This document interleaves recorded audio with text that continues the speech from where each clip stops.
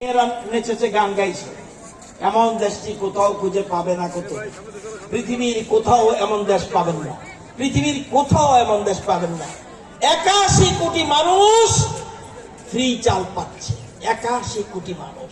আমার রাজ্যে ফ্রি চাল পাচ্ছে 29,01,000 মানুষ ফ্রি চাল পাচ্ছে।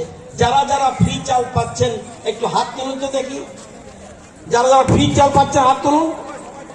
না, যারা যারা পেয়েছে।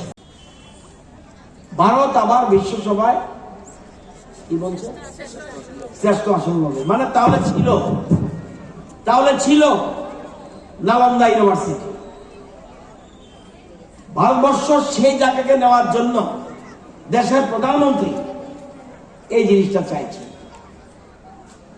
এবং উনি বলছেন বিকশিত ভারত জল সংকল্প যাত্রা। মানে কি, কেন্দ্রীয় সরকারের রাজ্য